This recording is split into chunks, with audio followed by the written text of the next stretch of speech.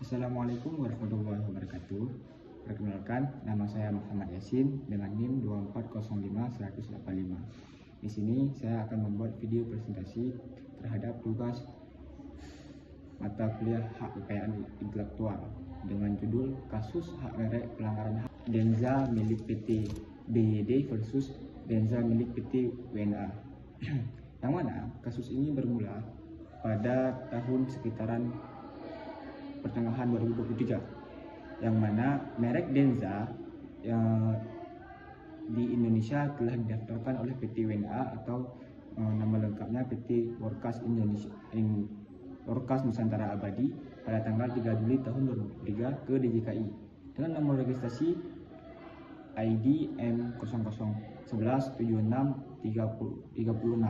pada kelas 12. Nah, selanjutnya pada tahun 2004, tepatnya pada tanggal 8 Agustus, kembali didaftarkan oleh BYD, yang mana BYD ini adalah perusahaan mobil elektronik yang telah lebih dulu dikenal di seluruh dunia.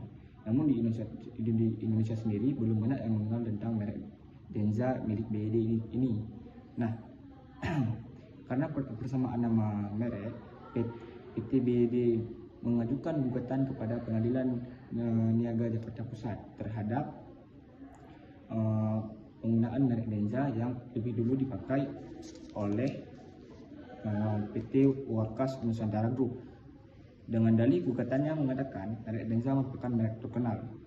Lalu PT WNA mendaftarkan merek tersebut dengan itikat yang tidak baik, dan pendaftaran tersebut bertentangan dengan ketentuan Undang-Undang Nomor 20 Tahun 2016 tentang merek dan indikasi geografis, khususnya pasal 21. Nah, keputusan hakim pada Pengadilan Niaga Jakarta Pusat memutuskan bahwa menolak gugatan BYD Company Limited untuk seluruhnya dan dihukum untuk membayar biaya perkara. Yang kedua, menyatakan bahwa merek Denza milik PT Workas Nusantara Abadi tetap sah karena telah mendaftarkan terlebih dahulu, tepatnya pada 3 Juli tahun 2023. Yang ketiga, menilai unsur merek terkenal yang diajukan oleh BYD belum terbukti secara meyakinkan di Indonesia, meskipun sudah lebih dahulu dikenal di seluruh Indonesia, tidak menguatkan bahwa harus lebih dahulu terkenal di Indonesia juga. Yang keempat, tidak menemukan bukti kuat adanya etikat tidak baik yang ada dari PT WNA dalam pendaftaran merek Denza. Nah, setelah adanya putusan ini, PT BYD tetap mengajukan upaya hukum untuk memenangkan hak merek Denza mereka yang mereka anggap milik mereka karena lebih dulu terkenal di seluruh dunia. Nah, perkara ini kemudian digugat kepada Hakim Mahkamah Agung dalam bentuk kasasi, yang mana hakim menilai dalam isi pertimbangan yang pertama judak fakti, yaitu Pengadilan Niaga telah mempertimbangkan bukti secara cukup. Yang kedua, dalil mengenai merek terkenal harus dibuktikan secara kuat di wilayah Indonesia, bukan hanya secara global, tapi harus di Indonesia juga. Yang ketiga, prinsip face to file menjadi dasar utama dalam hukum merek di Indonesia. Yang keempat, tidak terdapat kesalahpahaman penerapan hukum yang signifikan oleh tingkat pertama. Nah, berdasarkan pertimbangan di atas, Majelis Hukum MA memutuskan: yang pertama, menolak kasasi yang diajukan oleh BYD terhadap merek Denza. Yang kedua, menguatkan putusan Pengadilan Negeri Niaga Jakarta Pusat. Yang ketiga, menyatakan merek Denza milik PT Workas Nusantara Abadi tetap sah dan memiliki kekuatan hukum yang tetap. Nah, apa yang menjadi permasalahan dalam kasus ini? Yang pertama, apakah PT Workas Nusantara Group Abadi berhak atas merek Denza karena mendaftar terlebih dahulu? Yang kedua, apakah Denza termasuk merek terkenal atau well known mark di Indonesia sendiri? Yang ketiga, apakah pendaftaran oleh PT WNA dilakukan dengan itikat yang tidak baik?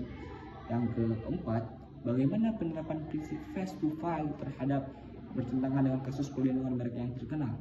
Nah, analisisnya adalah: yang pertama, penggunaan merek Denza oleh PT WNA mendapat perlindungan hukum sesuai prinsip face to file karena mendaftarkan merek tersebut terlebih dahulu daripada PT BYD, yaitu pada tanggal 3 Juli tahun 2003 dibandingkan dengan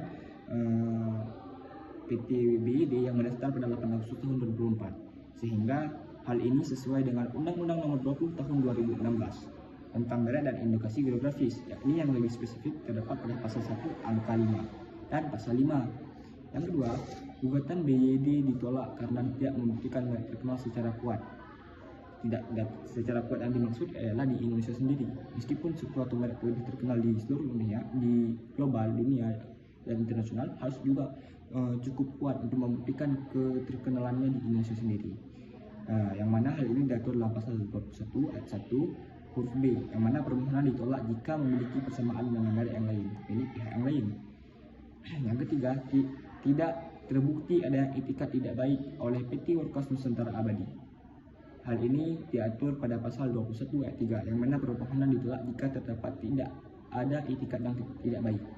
Nah, yang keempat, perlindungan merek terkenal tidak bersifat secara otomatis, juga harus dibuktikan secara konkret di Indonesia sendiri.